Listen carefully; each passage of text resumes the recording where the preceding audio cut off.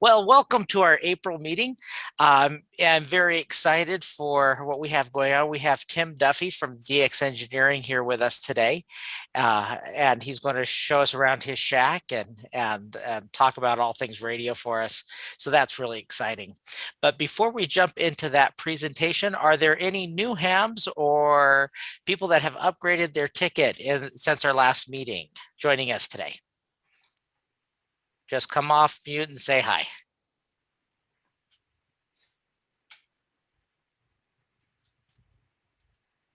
All right, hearing none, would like to remind you that at the end of the month, Spencer Mark, A7IO, will be starting another technician class. The information on that is on our website. So if you know anybody that is interested in learning about the hobby and getting their ticket, have them look into Spencer's class, and that should be really good. That's happening over in Layton at Layton City Hall. We do have a few announcements to go through. First off, want to let you know that April 15th is the Great Utah Shakeout. It's that time of year again. Information for the Aries exercise that will start at 10:15 that day, 10:15 a.m. Will be on our website this afternoon. And so be looking for that. Also, you may have seen the announcement in our newsletter that we have club badges that are available through the Sign Man of Baton Rouge.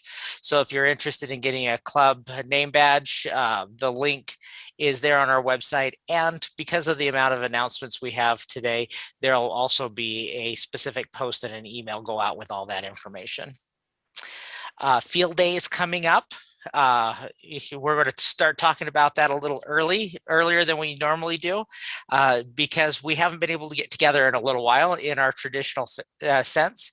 We are planning on going camping for that event, so that will be great. We have a sign-up sheet that's a Google Doc that you can take a look at. The link will be provided in the email that comes out this afternoon. Feel free to sign up for whatever you're willing to help with, and our field day committee will be in contact with you. An exciting opportunity for us here in Utah this year. For anyone that is a member of the league, we have section manager elections that are happening now, starting now.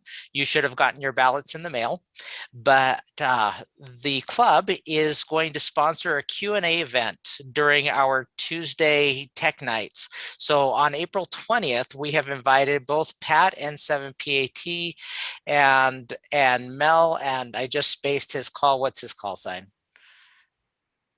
Anybody? NM7P. Thank you, NM7P.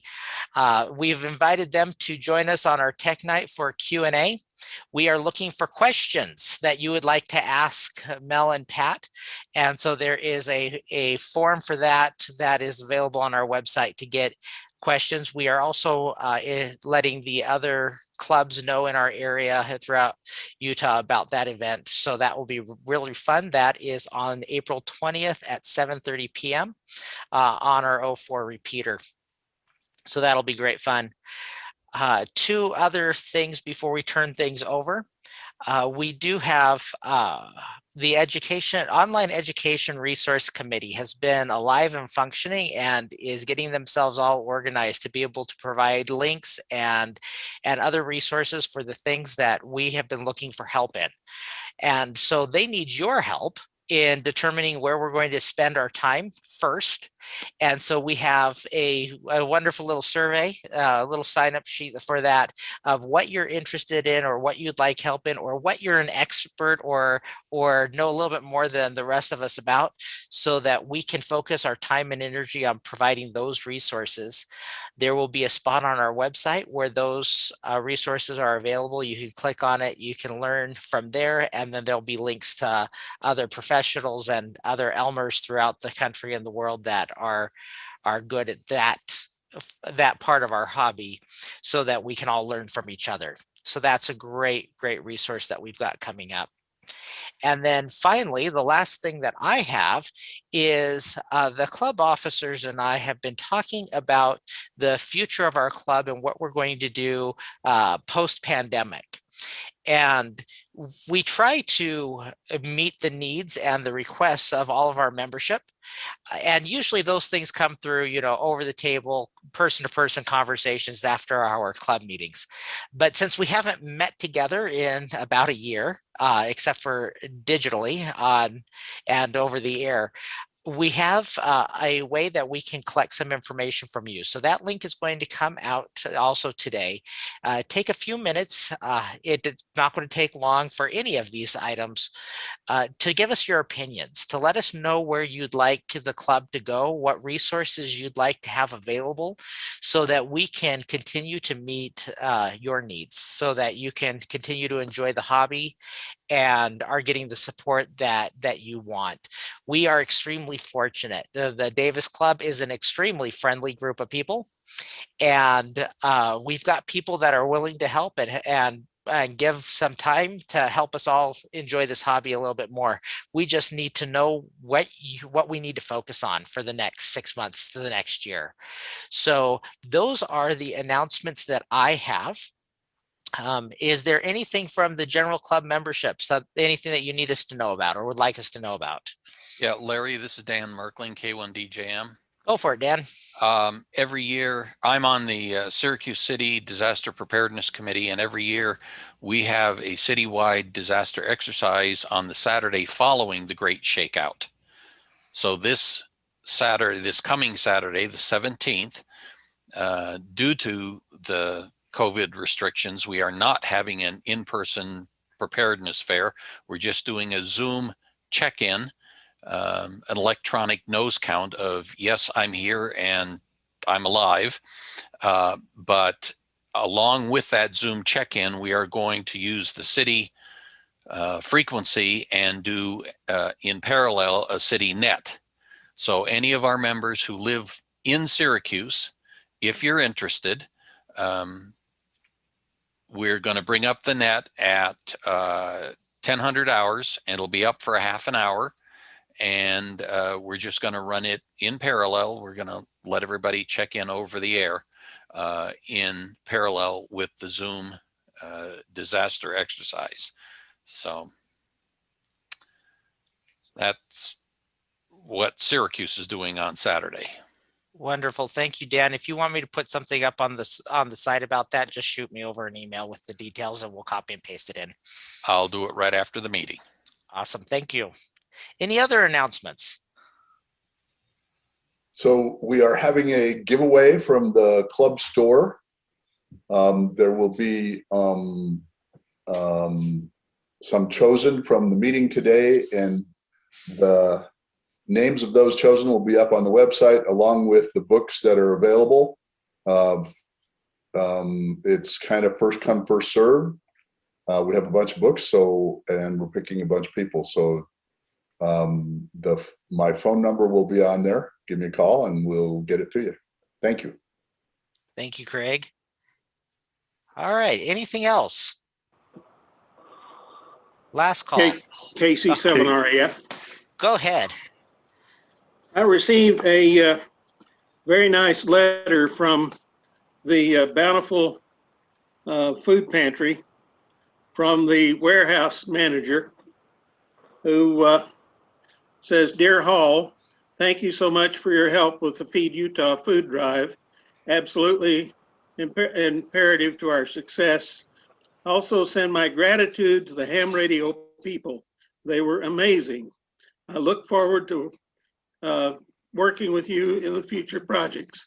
So to all the hams that help with the food drive, the food pantry is very grateful for all your help for such a massive drive on such a lousy day.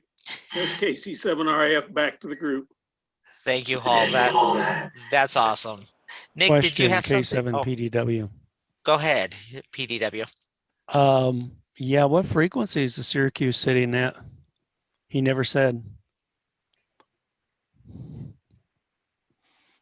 He's coming off mute. I can see him clicking. Of course you would ask that, and my radio's upstairs. I'll be right back with it. Wait a minute. What he's gone. Isn't it the same as the sea surge? No. Okay. We'll Can get he it. just We'll beam it to his deck? we'll get it put. We'll get it put into the chat. We'll also make sure it's online. I think I know, but I'm not sure. Anyway, I'll get out of here. Thanks. Thanks, Nick. Did you have something for us? Yes, I'm just going to mention that the North Salt Lake, the City of North Salt Lake fireworks are on this year for July 3rd. I've had the event details posted on the club website on the calendar, as well as my contact information. If you would like to read what that event is about and read how to contact me to get in line for that. It sounds like it is an anniversary year for the city. I believe they're 50 years or 50 or 75, something like that. But they're going to make it a really big year with a lot of things going on. So just thought I'd mention that if you'd like to help out with something fireworks wise. That's really fun every year. So the details on that are on the club website with in the calendar section, I believe. So details how to contact me are on there. Thank you. Thanks so much. Yep, it is right there in our calendar. You can't miss it. There's not too many things blocking it right now. So, all right, Dan, do you have that frequency for us? Yeah, Larry, sorry about that. It'll be 147.525 starting at 1000 hours, going for a half an hour, and it's just going to be a parallel net with the Zoom meeting. Thank you, Dan. All right, anyone else before we turn this over? Larry, Yeah. N7CEM with a question for Hall. I didn't have a chance to get the food to the pantry, to the pickup points. Is it too late to give it to the pantry, just directly to the pantry? Paul? It's never too late to take food up to the pantry, especially non-perishable food. They'll take it at any time.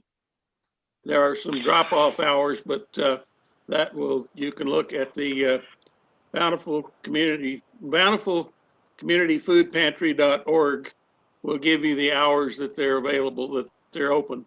And if it's not freezing weather, there's usually a basket outside the south door of the warehouse. So does that answer your question, Bob? Yeah, that did it. My food wasn't picked up, so I'll deliver it directly to the pantry. Thank you. Thank you. All right. Last call. Anybody else with anything? Would like to remind you to, if you are not talking, to please make sure you're on mute, just so everybody has a great audio experience. And hearing nothing else, we're going to turn the rest of our meeting over to Tim. Tim Duffy, K3LR. He is the CEO of DX Engineering. He is also a member of the CQ Contest Hall of Fame. So we are extremely fortunate to have him, and want to thank both Joe and Craig for reaching out to Tim and getting him all lined up for us. And so with that, the time is yours, Tim. Go ahead and take it. All right, very good, Larry. Thanks very much for the intro, and also thanks very much for the invitation. You have a great club here, and I love vibrant clubs that are active and doing a lot of different things. And clubs are the backbone of this hobby, as you know. So again, congratulations on having a super, super club. I'm going to talk today about this K3LR station that I'm sitting in front of. This is 2 of 11 operating positions here at K3LR. And this is what you're going to see in the slide deck is 34 years worth of work. And so I only have one hobby. This is it. It is the greatest hobby in the world. And I'm going to show you why I think that. So I will share my screen now. Here we go. And please let me know when you see my slides. Affirmative. We can see it. Okay, great. So even though I've been at this QTH for 34 years, we just started in the multi contesting phase of this since 1992. And multi means multiple transmitters with multiple operators. And it is a category that is available in DX contests that are sponsored by the ARRL and CQ magazine. And so this is my boyhood, one of the shacks that I had when I was younger. I was licensed when I was 12 years old. This was when I was 13 in my bedroom. And I was general class at 13 and extra class by the time I was 14. And then I went up and passed my first class commercial license when I was 16. So I was a frequent visitor of the FCC office in Buffalo, New York. And so I was very fortunate to have a supportive father that helped me get some really good amateur radio equipment. The K3LR station is located equidistant between Erie and Pittsburgh, Pennsylvania, as well as Cleveland and Akron, Ohio, about 65 miles to any of those major cities. But I am in rural Western Pennsylvania and right on the Ohio-Pennsylvania border. So, right off of Interstate 80. The south side of Interstate 80 is where you'll see the K3LR towers, whether you're headed east or west, and you can see the towers from Ohio. So it's hard to miss the place. And we do have people that stop over in the visitor center, which is over here, and then walk over to see K3LR. The thing that makes this QTH work very well is it has a tremendous drop-off very quickly towards Europe and Japan. Europe is where we get about 75% of our QSOs from in a DX contest. And by the fact that it falls off 300 feet very quickly, that adds gain to the antenna systems here. It likewise does the same thing towards Japan. There's a riverbed that is down there. Towards the Caribbean and Australia, New Zealand, it's a little flatter, but there aren't as many QSOs to be had there. So this is really a good QTH for DX contesting. Taking a look at some of the overhead shots, there are 4 squares here on 80 meters in the middle. There's 2 of them, and it's just like stacking Yagis. You stack 4 squares, you get 3 dB more gain. Also a 160 meter 5-element array. We're going to talk more about that in a minute. Down at the bottom is a very large tower. It doesn't look that large, but that's it tops out at 275 feet and has a lot of Yagis on it. In the middle of the property, you can see the house as well as the 15-meter 4-high stack, the 10-meter 4-high stack, and then another big tower used on 20 meters and other bands as well. So let's talk about this 40-meter tower that we saw a few slides ago. This has 3 full-size 4-element 40-meter Yagis on them. The 40-meter Yagi has a reflector that is 75 feet long. The boom is 50 feet long. Each one of these Yagis weighs 410 pounds. All of the antennas that are mounted on the side of the towers here at K3LR are on ring rotators that allow them to be aimed in any azimuth. And it's independently done so that you can have one antenna towards Europe and one antenna towards Japan. On the top of the mast is a 9-element 10-meter beam on a 60-foot boom at 275 feet. Sometimes that is the only antenna we can work a particular station on 10 meters, especially now with the poor conditions. There is 138 square feet of wind load on this tower. It is all the towers here at K3LR are guyed with Philly strand, and all of the towers are Pyrod towers, and it's very, very strong tower, 24-inch face. This is what the 40-meter tower looks like from my neighbor's house.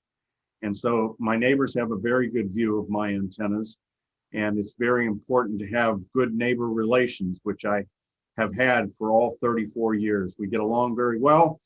And I allow the neighbors to use my property for various things like gardening and compost pile and burn pile, etc. So we get along very well.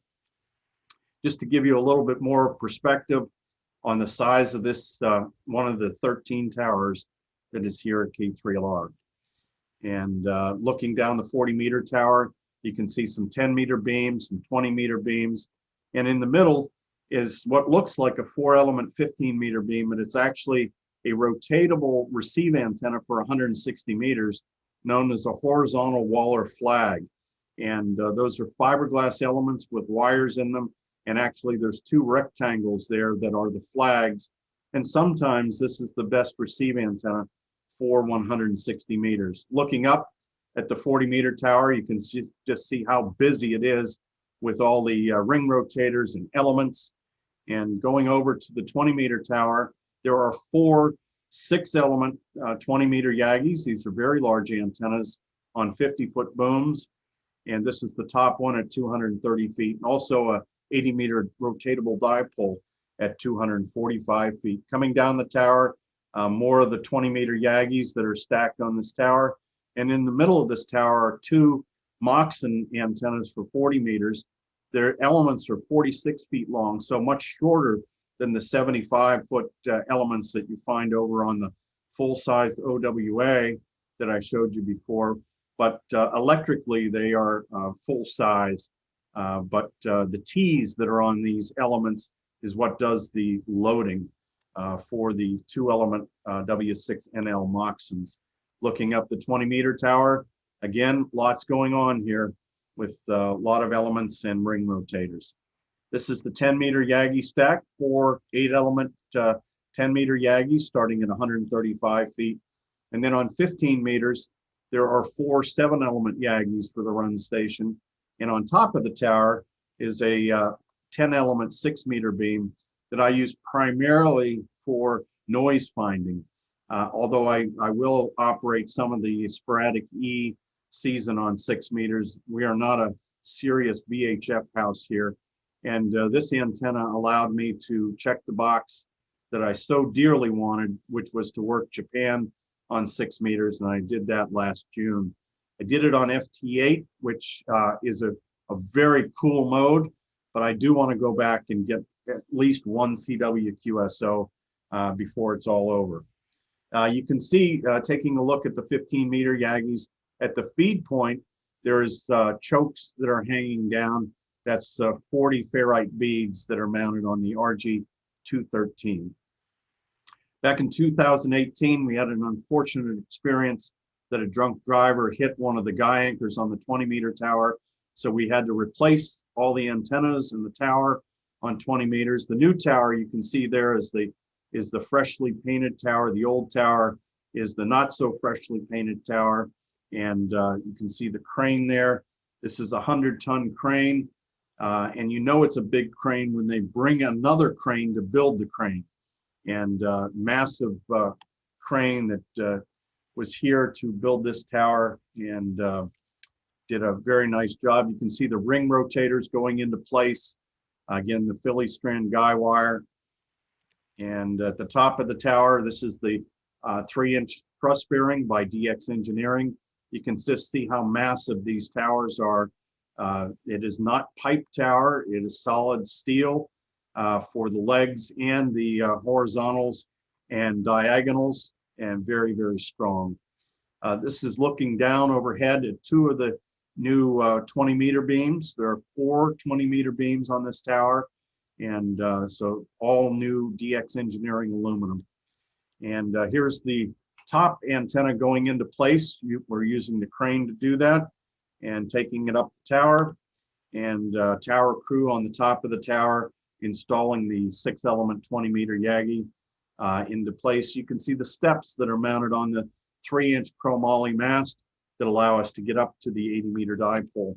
Was able to look using FaceTime at the Rig Expert AA54 analyzer to see how the VSWR looked right from the top of the tower. Back to the 40-meter Yagis, you can see just how massive the elements are on 40 meters. This is the driven element showing the split feed. It feeds just like a dipole. That's where we hook the beaded choke to. And you see the red tape there, that means right on red. All of the center conductors of the coax that is hooked to these Yagis is always on the right-hand side if you're on the tower. So you know without any doubt where the center conductor is. And that's very important when you're stacking Yagis. You want to make sure that all of the center conductors are on the same side. Otherwise, they would be out of phase. You can see the 1-inch thick Garolite plate that does the insulating from the boom.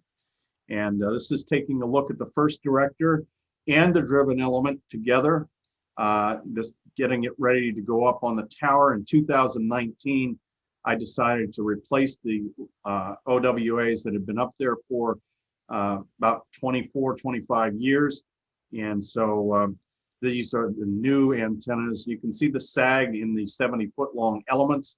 This is quite normal and designed into the antenna design itself. You can see the first director, which is shorter than the driven element, is very closely coupled. It's only 4 feet away.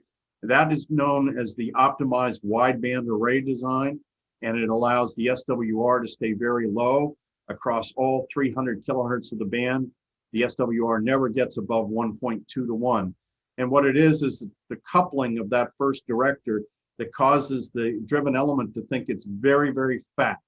And that allows a very extended bandwidth. And all of the antennas here at K3LR are of this optimized wideband array. And this is the entire Yagi showing the 4 elements. The reflector is on the left and the last director is on the right. And you can see the difference in sag between them. And we brought back that 100-ton crane in 2019, took all 3 Yagis off and put on 3 new Yagis. And here's the new Yagi going up into place with the 100-ton crane.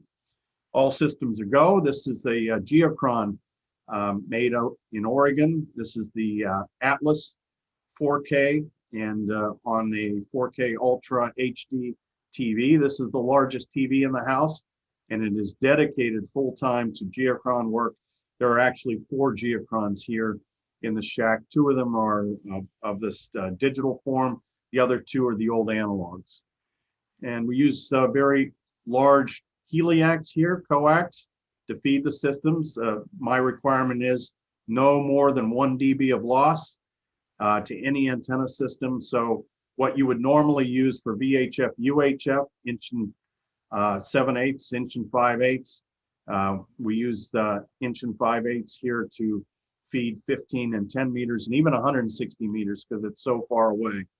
Speaking of the 160 meter antenna, we start out with the driven element. That's the center tower. It's a 120-foot pi rod tower, and around it are 4 T-wires. These are parasitics. They are cut as directors, and if you float all 4 of these quarter wave directors, resonant at about 1.906 megahertz, they're invisible. So this is an omnidirectional pattern if they're floating. In this photo, the yellow element on the right is actually connected to ground using relays at the bottom of the wire, and that makes it a director. And the left-hand yellow element has a small inductor in series with it, and then it's connected to ground, and that becomes a reflector. So you see you have a reflector, a driven element, and a director, and the 2 blue wires in this photo are floating using relays at the bottom. So you can spin this in 4 different directions just by actuating the relays. So it is a 3-element vertical parasitic Yagi, and it works very well. It has 5.5 dB of gain and 32 dB of front to back. This is the bottom of one of the T-wires showing the radial system. That's 120 quarter wavelength radials on 160 meters. And each one of the parasitics has a radial system.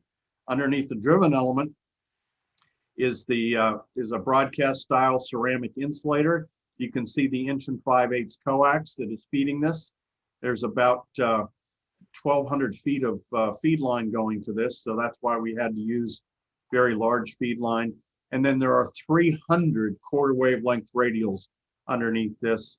I am an absolute fanatic about radials, and that is the secret to making all verticals work is an extensive radial system. This is one of the radial systems under the 8 towers that are used for the 80-meter vertical array. And this is all broadcast style, silver soldered, and quarter wavelength radials that are 70 feet long. And this is the center 4 towers of the 2 foursquares. And you can see all the copper strap that it takes to get good grounds. A few years ago, we decided to replace the high towers that we were using with aluminum towers for the verticals. And these are all aluminum verticals, 60 feet a tower with a 10-foot stinger on top. And all of the sections are welded together so that they're very low resistance joints. And we tuned the verticals perfectly to the exact same frequency to work in the 4-square array. And they're beautiful. Here's the base. Here are the base insulators. This is a custom designed base insulator by DX Engineering. Here's 4 of the towers. That's a 4-square. And adjusting the towers. And this is some of the test equipment that W8WWB and I used to align this array. Using the Comtech box, you can electronically rotate a 4-square in 4 different directions. And so that is a highly effective directional antenna with gain and front to back on 80 meters. We also have 4 squares on 40, 20, 15, and 10 meters. And we use these on the second station for receive only. Here's a 4-square for 15 meters. These are all full size, but it's all in terms of wavelength. So as the higher you get, the smaller things get. For receiving on 80 and 160 meters, we have the High Z 8-circle vertical array. This is an array of 8 23-foot verticals. And here is the center box that has all the electronics for combining and steering the array, and chokes to make sure that the feed lines stay cold RF-wise and just act as feed lines. Here I am hooking up things with my friend Tim, W3YQ. We met on ADCW when we were 12 years old, and I had dinner with Tim 2 nights ago. We are still the best of friends. In fact, he's now moving back to the area, and his QTH will be 1 mile from mine. So friends for almost 50 years now. More hookup of the RG6 cables, and it is a tremendously valuable low noise receive system. At the base of each one of the 23-foot verticals is a little control box. Inside is a buffer amplifier and then 2 chokes to make sure everything stays cold. These are the buffer amplifiers. We have a 4-square and an 8-circle here for 80 and 160 meter receiving. Inside that choke box is 26 turns of small 75 ohm cable on a number 31 ferrite. Very high common mode impedance. This is the house at K3LR. It was built in 1865 and has been fully restored, including the Marconi stairs that go up to the 2nd floor. Everything was added to this house. When I mean running water, putting in a whole air conditioning system, heating system, gas, everything was added because in 1865, none of that stuff existed. And we've also added a world-class amateur radio station to it as well. For power, we have our own 50 kilowatt transformer from the Pennsylvania Power Company. If that fails, we have a 50 kilowatt Kohler generator. This is an 8-cylinder Chevy engine running on natural gas. If we lose AC power 7 seconds after it's lost, we're back on with 50 kilowatts of power available. This is the shack of K3LR. It has got 11 operating positions in a 30-foot by 30-foot room. There are 4 operating positions on the tables, and then the other 7 operating positions are on the perimeter table that surrounds the room. And taking a look at the 80-meter positions on the left, there's 2 positions for every HF contest band except for 160 meters, just has 1, and that is the position that is against the wall. That's 160, and then the 2 80s, 80 run and 80 search and pounce. This is the coax entrance. For one of the coax entrances, there are 2. You can see all the heliaxes coming in. Everything is labeled. We have a notebook to keep track of all the color codes, etc. In the floor, there are 13 8-foot ground rods that are right underneath the operators and the radios. So we have very close access to ground. You can see the CAD weld there beside the AC outlet. Here's some of the operators at K3LR. This is during the CW contest, and then this is during the phone contest. And these operators are on 15 meters. Some more operators on 15 meters in the various DX contests. And this is the 10-meter second station. You can see the green heron rotor boxes. There are 28 of those here at K3LR, lots of rotators and single band amplifiers. Amplifiers are a whole lot simpler when you don't have to have a band switch. Each position has its own ICOM IC7851. We have push button control of the antennas here at K3LR. This is the 40 run. We talked about the 3-high stack on 40 meters, which, by the way, is the largest 40-meter array in the world, 260 over 190 over 120. The way this is currently set in the photo, we're feeding 1/3 of the power into each one of those antennas. All the matching is done when you're combining antennas right on the center of the tower using quarter wavelength coax. Here's the 15 4-high run box, again showing 10 different combinations that the operator can have for 15 meters. And here are 2 of the 15-meter operators working together. We only are allowed to have 1 transmitter on the air on a given band, and there is a lockout box that provides electronic means of making sure that doesn't happen, but the operators have to work very closely together to make sure that they don't try to trounce on one another. And so David in the foreground is the CQ operator, and Bob N6TV is the search and pounce operator. The search and pounce guy is looking for stations to call. At this particular moment, the 15 run station is feeding the bottom 3 antennas at 120 over 80 over 40, not feeding the top 160. And he has a heads up display on the Drake W4 watt meter, letting him know if he wasn't looking down, he can look forward and he knows immediately what antennas are selected. I love the Drake W4s, but we wore out the SO239. So recently we refurbed them and put on new Amphenol Teflon SO239s. And size does matter. This is the rotor stack box for the 3-high array on 40 meters. I have recordings of how we sound in Thailand and New Delhi, and it is just an outstanding signal that we are able to deliver. And we hear some of the weakest stations.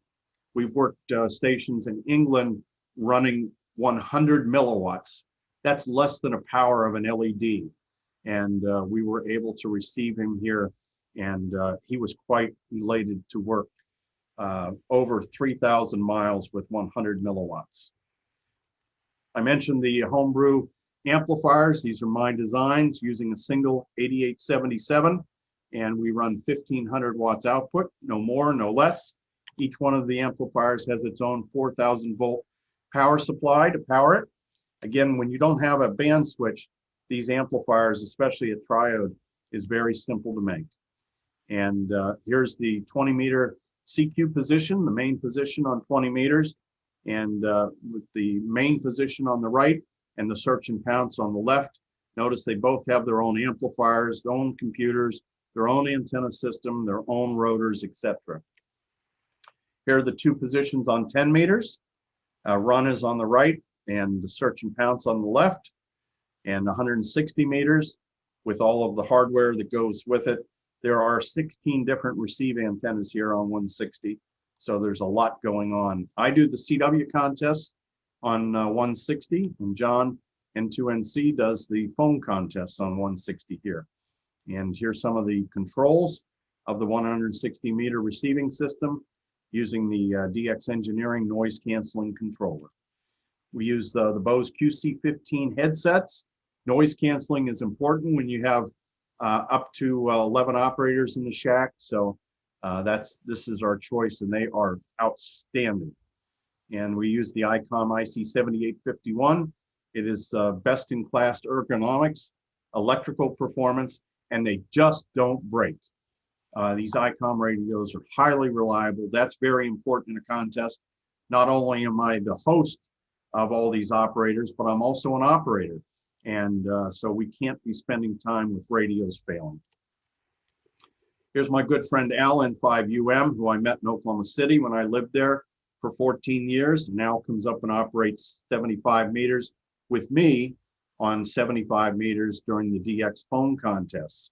This is Al taking a power nap at 4:15 a.m. And but also take a look at the computer that is mounted on the back of the monitor. That is an Intel NUC, that's NUC, 4 inches by 4 inches by 1.5 inches thick. It is a full Windows computer along with the solid state hard drive, audio card, runs on 12 volts and is RFI quiet and pretty inexpensive as well. So all of the desktop computers here at K3LR have been replaced by these Intel NUCs that mount on the back of the monitors. And that has freed up a lot of space. To share those 2 4-squares on 80 meters, we have the custom designed 80 meter XL Twin Turbo +2, which allows seamless switching between the 2 stations on 80 meters. You can imagine you've been on field day where it's hard to keep 40 meters out of 20 meters, etc. Imagine if you're running 1500 watts with very high gain antennas trying to keep everything out of everything. These are high power, low pass filters. Originally, they were located at K2GLs, but we have very large filters to take care of all the harmonic problems. When the operators aren't operating, they're hanging out at the DX barn. And after each contest, we light up the DX sign. This is the DX gas company that was popular in the 60s and 70s. I found this sign in Sulphur, Oklahoma, and I bought it and shipped it up here, and we put it on the barn. And inside the DX barn is living accommodations, a full kitchen, and restroom, shower facilities, sleeping for 8, and my QSL collection, which has now grown to 150,000 cards. And we have made over 800,000 QSOs from here. And I've requested that these cards go into my casket because that'll be the only time I have to get them organized. But until then, they're safe in the back of the operator's sleeping quarters. And the operators here come from all over the world to operate. They have extensive contest resumes, and they are the best of the best. Andy N2NT and I grew up together on 75 meters. He was in Brooklyn, New York. Of course, I was in Sharon, Pennsylvania, but we are lifetime friends. And John BE3EJ from Toronto, one of the best contesters in Canada. John Dorr, K3LR, is the director of the Seek Your Worldwide contest. He comes here twice a year to operate on 20 meters foam. And sometimes the 20 meter operator at 3:30 or so in the morning has to take a little break. And that's what Dave KM3T is doing here, but great operator. We use the DX Engineering foot switches on SSB. These things don't break. And that's the reason why we use them here. It's also a reason why DX Engineering manufactures and sells these. Here's the lockout box between the run station and the multiplier station that makes sure that there are not 2 transmitters on the air at the same time. And you see the little gray box there with the LED. The LED is on, that means the run station is transmitting. And when the LED is off, the run station is not. So that lets the second station operator know when he can transmit. And that's the heads up display for the 20 meter second station. That's 150 feet. BIP is both in phase. There's a 100-foot antenna, and then BOP is both out of phase. And here's the control box for 20 meters, showing the BIP and the BOP, and also control of the 4-square. And you can aim that 4-square in those azimuths, 45 degrees, 135, 225, or 315. And again, has the heads-up display. Guys having fun? 10-meter guys. This is Otis, NP4G. He's an orthodontist out of Puerto Rico, and he's fluent in Portuguese, Spanish, and English. Very valuable as a 10-meter operator. And he comes up here in March. During normal times, we hope that he'll be here for March of 2022. And they like to have some fun over there on 10 meters. George, N3GJ, has been operating 10 meters here for the last 27 years. And here's Phil, K3UA, and Justin, G4TSH. Justin comes from London, England in November to operate with us on CW, and he has a great time. He's a super CW operator. And my friend Phil, K3UA, who's beside him, again, we met on ADCW when we were novices. We were licensed the same year, and we've been lifelong friends. He's a retired engineer from American Airlines. And here you can see most of the positions have operators at them. You can see the two digital geochrons. The one analog geochron is in the center, and the 40-meter guys are on the left. 80 meters on the other side of the tables from 40, and then 20 starts with K1TO down there on the bottom right, and you work your way around the room, 10 meters, 15 meters, and 160 meters. I am very serious about getting youth involved in contesting. And so back in 2019, we took on a challenge that was invented by Violetta. And here is Violetta, KM4ATT, and Bryant, KG5HBO.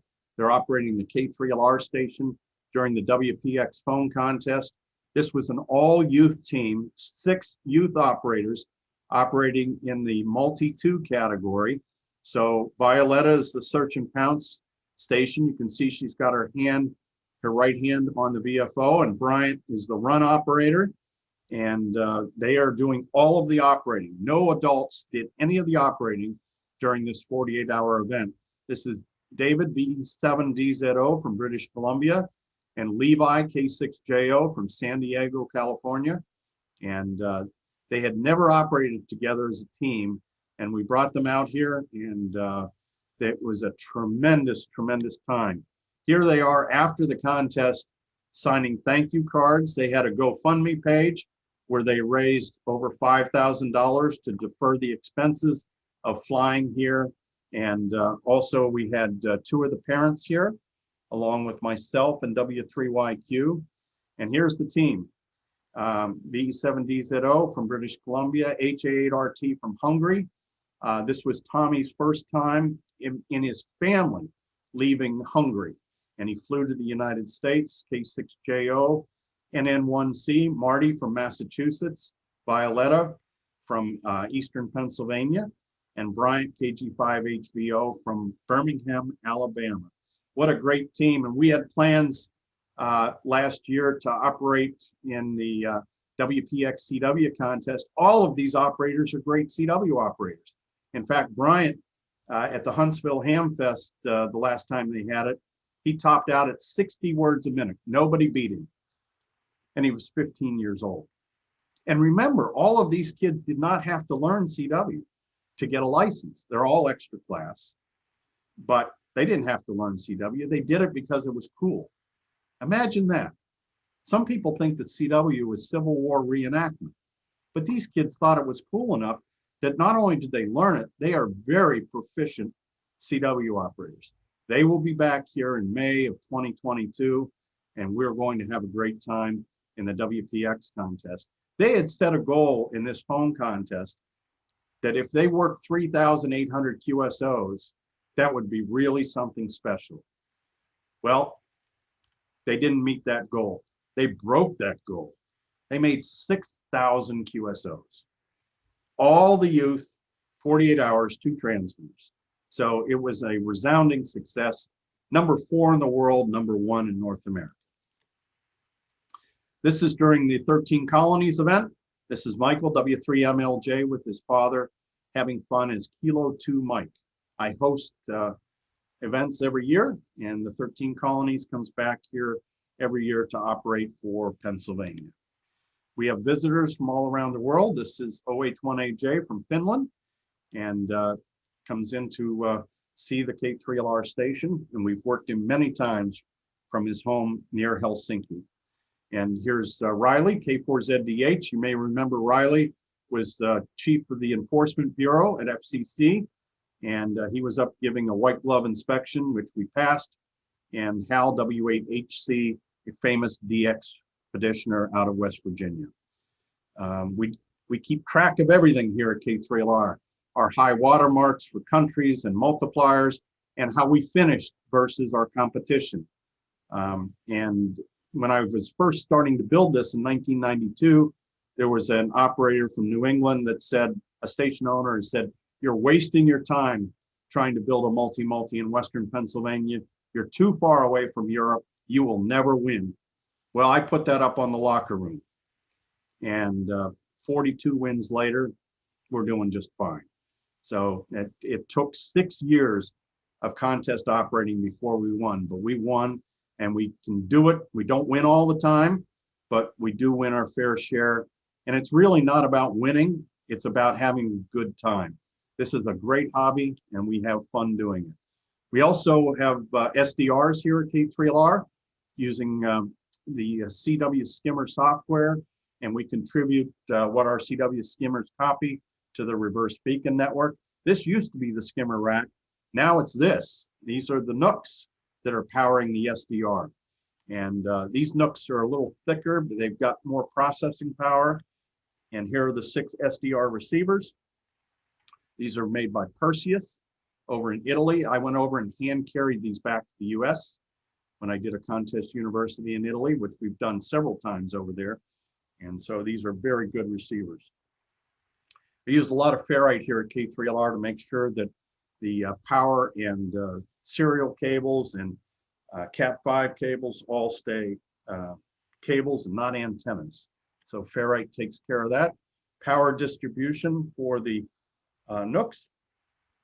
There are no wall warts. There are no switching supplies whatsoever. No iPhone chargers here at K3LR.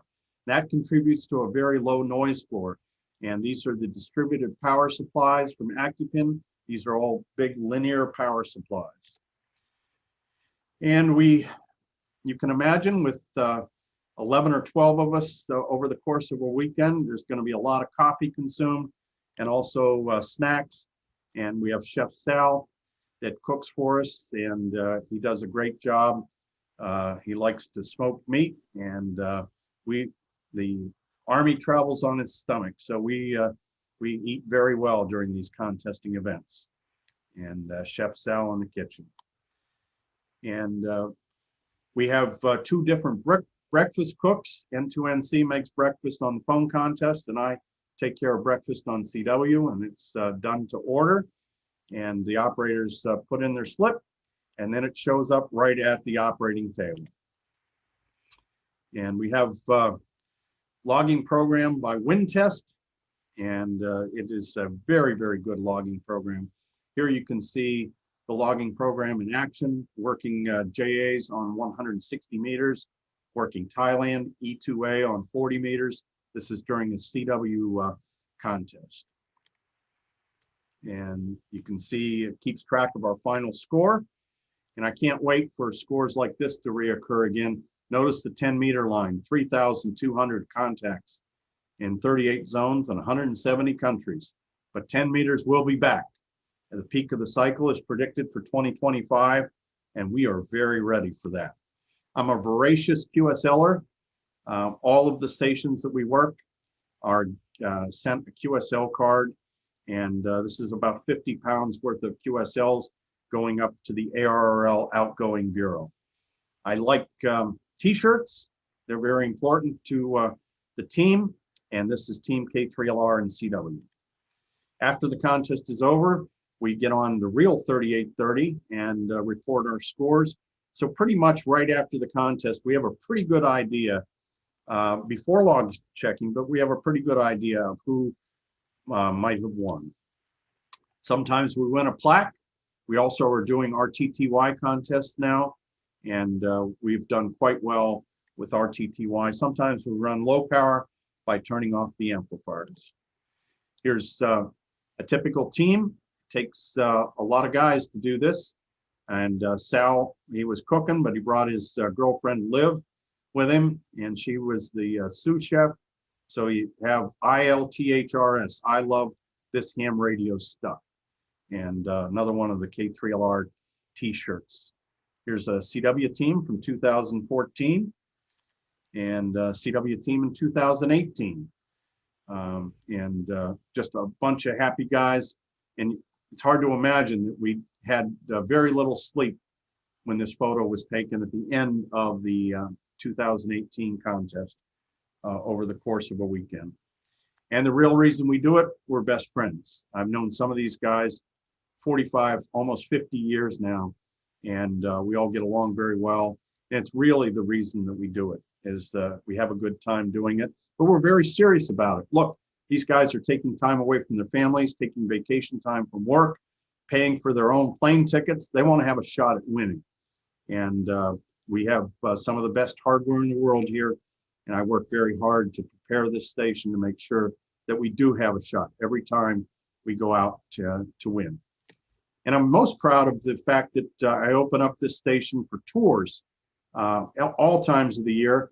This is the University of Pittsburgh W3YI Pitt Panther Radio Club that visited K3LR on a Saturday, a few Saturdays ago. And we had a lot of fun. And they're here with their faculty advisor.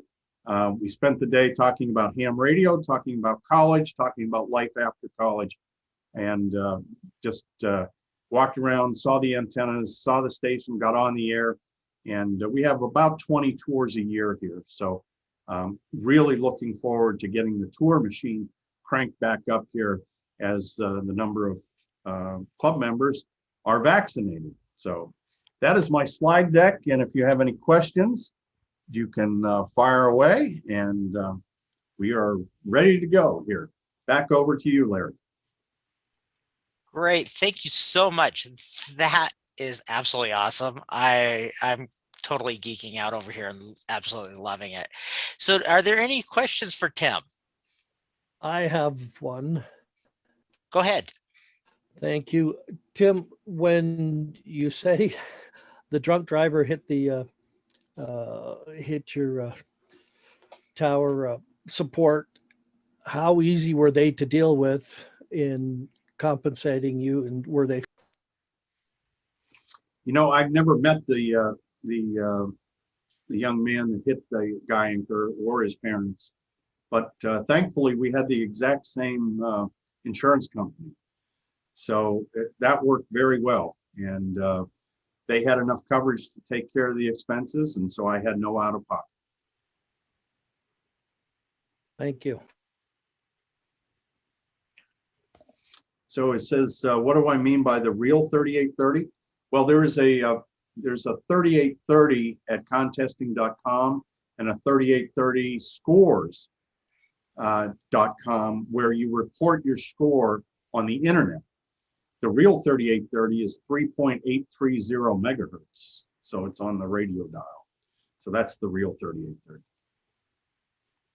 Just a quick question. This is probably true with DX engineering all by itself, regardless of K3LR, but with that bed of so much technology, are there examples of new innovations, of cutting, pushing the envelope, things where because of this concentration of technology and know-how, that maybe you've written some papers, or maybe there have been some discoveries or inventions that's come out of this? Anything like that? Yes. The optimized wideband array, which was invented by Dr. Jim Breakhall at Penn State University, the first application of that was here. And so, yes, and it's one thing to have a computer model, but it's yet another thing to see it actually work. And so it was proven out here. Jim and I did a paper together that we presented at the Dayton Hamvention about that. There was also a previous 160-meter antenna system that I had with sloping dipoles that became an article that we shared in QST back in the 90s. And then this particular 160-meter antenna, the 3-element parasitic array, has been published in the low-band DXing book 3 times. I could go on and on. There's lots of stuff that comes out of here.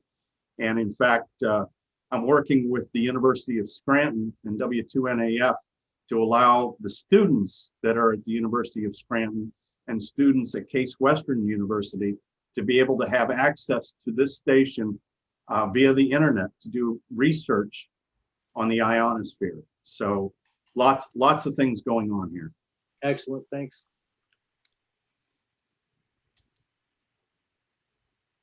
Let's see here. There are a couple of questions in the chat. Who knew a drunk driver could be a ham radio point of failure? Well, that guy anchor, I got to tell you, is off the road.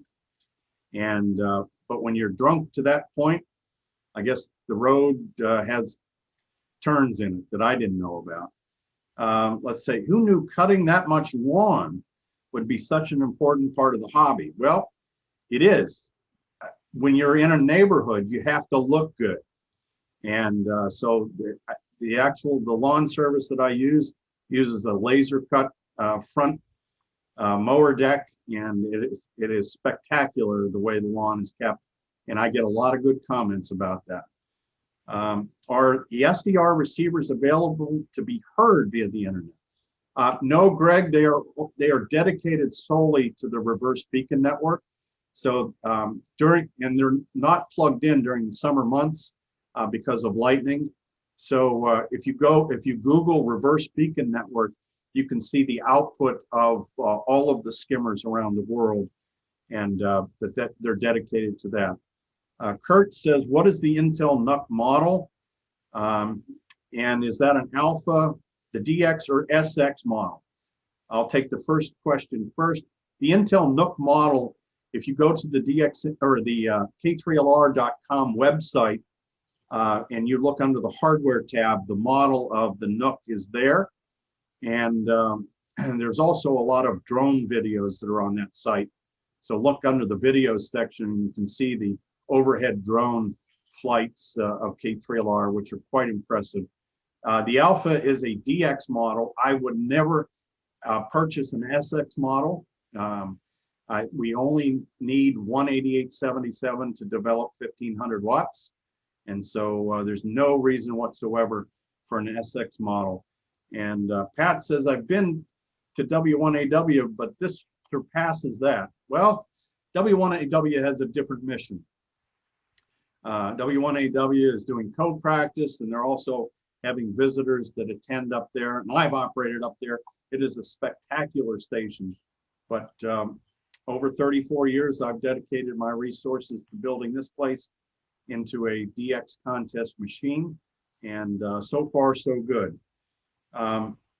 Roger says, how do you fund all of this technology? Well, I've been fortunate to have good jobs. I had a job in cellular telephone. We also had several patents that turned out very well. And so I was Chief Technology Officer at Cellular One for many years and also worked at AT&T. I did a startup wireless internet service provider. And I thought all of those were dream jobs.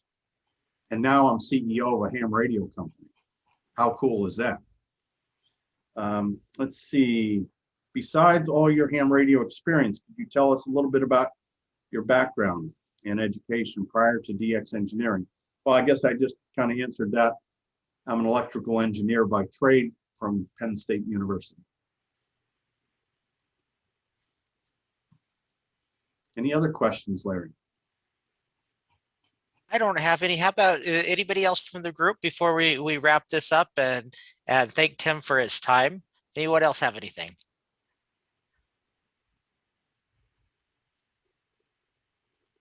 All right, this has been an amazing presentation. I do have one question. How did you attract youth to get involved in radio and CW? What was your tricks to getting the youth involved? Well, you know, I wasn't responsible for getting these 6 operators to get involved in the hobby. Violetta came to me with an idea. She had actually, for her birthday, she asked her father for 2 things. She wanted to visit Hiram Percy Maxim's gravesite, which is down in Maryland. And so they did that. And she said the other request she had for her birthday was to operate a K3LR. So even before this Team Exuberance thing, she had gotten up at 4:30 in the morning, and her father and her drove from Harrisburg up here to operate. She operated for 2 hours, got out of the chair and said, "I've had enough," and they drove home. And but she came to me with the idea, I have some friends and we would like to operate K3LR. And so that's how that happened. Okay, that's great. Thank you. Because I know that one of my things is I want to get more youth involved here within Utah, and so that's great to hear how that's going. It sounds like it's very grassroots from the youth working with each other and getting them excited about the hobby. So that's great. Anything else before we turn this over to Craig? All right, hearing none. Thank you so much, Tim, for your time. This has been great. I'm getting text messages as we speak about how awesome this was. So this presentation will be on our website in a couple of days. So if anybody wants to come in and review it, that it'll be there available for people to take a look at. So anything else for us, Tim? Larry, thanks so much for allowing me to talk to your great club. And I want to remind everybody that if you're not a current customer of DX Engineering, give us a try. We really do try to go above and beyond to give you the best customer experience. We are now shipping out of Sparks, Nevada. So that is a recent thing that just happened here in the past few months. And so don't be surprised if you order something.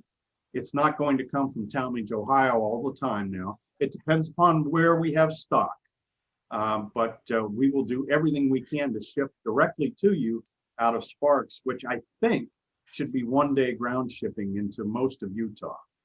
So that is a recent upgrade for everybody out on the West Coast.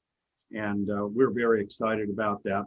But give us a shot. If you're not already a DX customer, I think you'll be pleasantly surprised at how smooth it goes, how well the website is put together, and how fast we ship.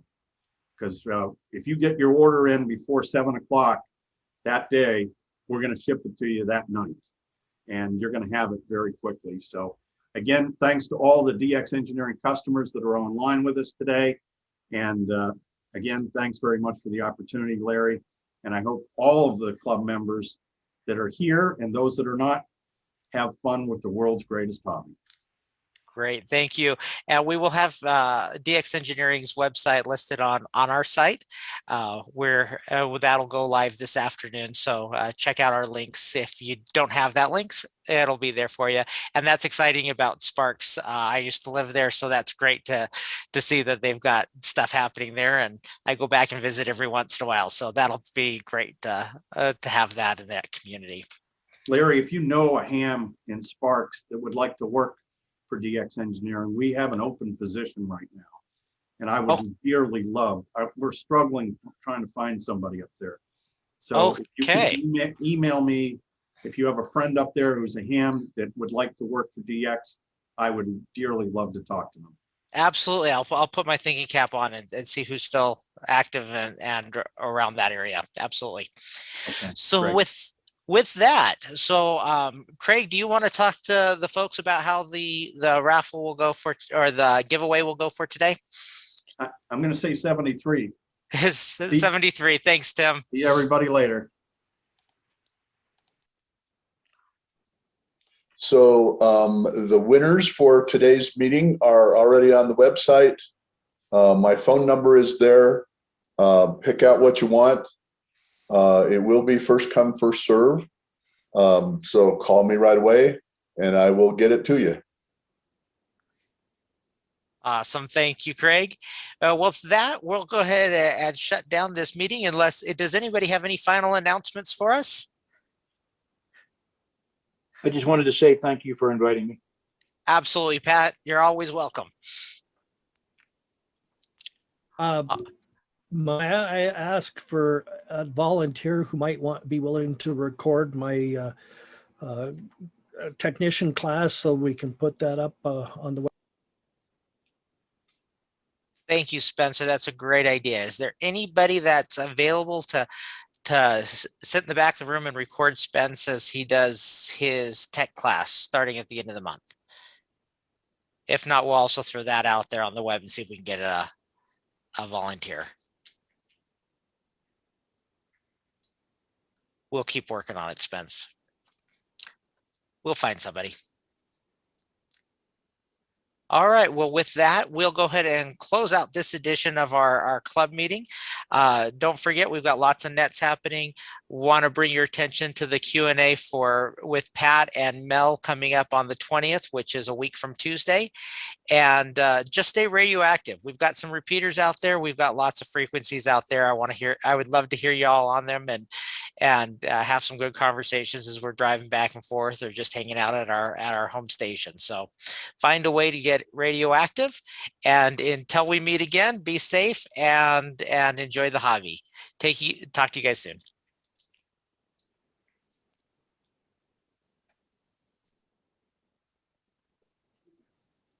Thanks, Larry. Not a problem, Hall. Great to talk to you.